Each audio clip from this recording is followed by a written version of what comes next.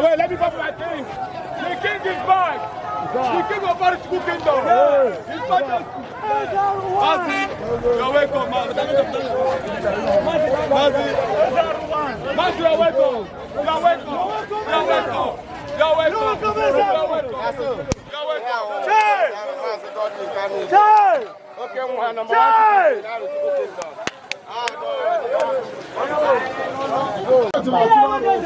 To see apa?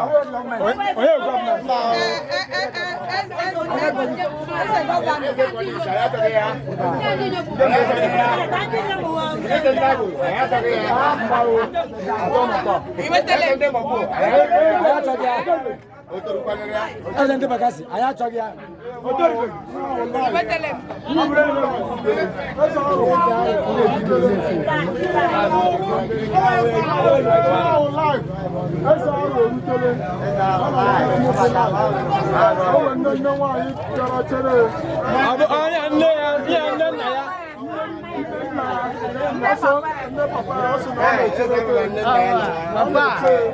EZE Arochukwu.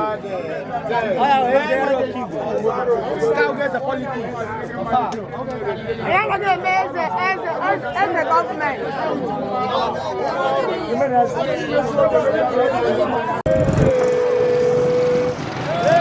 This is the convoy arrival of the EZE Aro of Arochukwu kingdom. Mazikani de Ode. Arrival. The EZE Aro of Arochukwu kingdom. The convoy going on in Arochukwu at the moment. As you can see, the arrival of the EZE Aro of Arochukwu kingdom. Mazikani de Ode.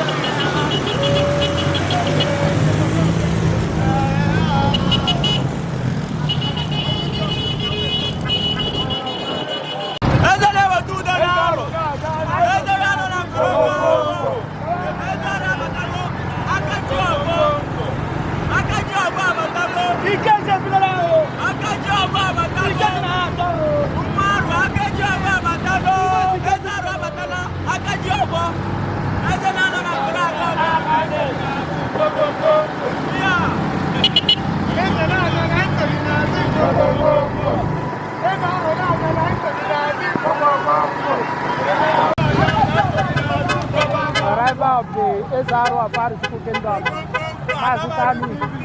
Mazikani de Ode.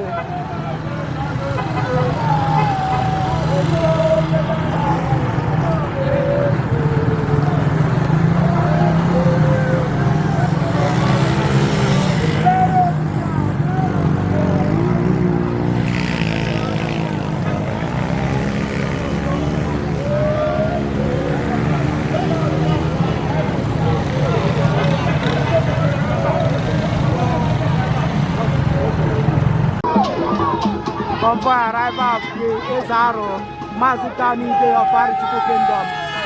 This is the convoy happening live.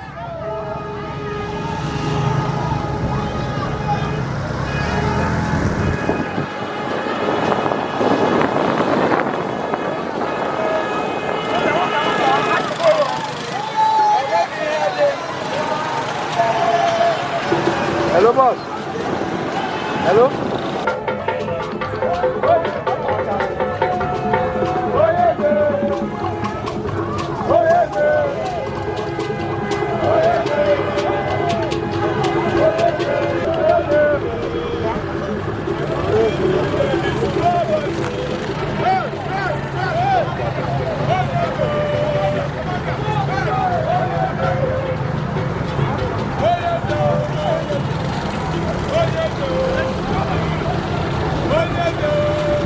Arrival of His Royal Majesty Mazikani Day Oji of Arochukwu Kingdom.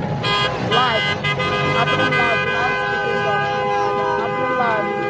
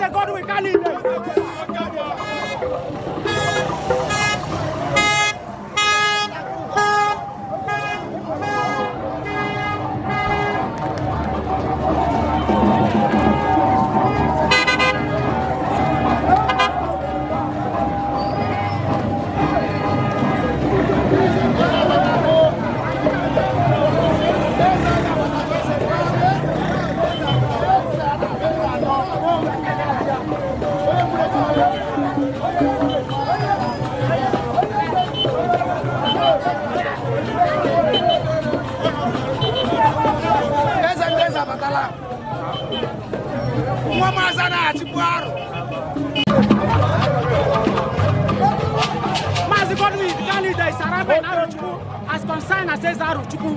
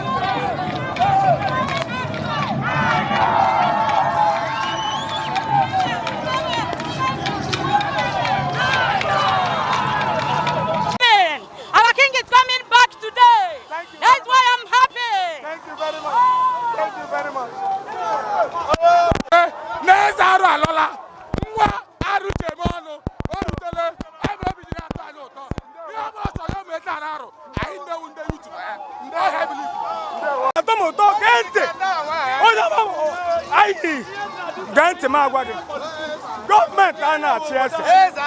Government ana chiese. Onye mamburu agụ bunda muku barunsi. Oke na nne. Mo barunsi itolu na Arochukwu kingdom. EZE ARO abata. Adamazi unamali. Ozo bula si EZE ARO ga-ade. Ya busi anya. We are going to buy. I ga busi.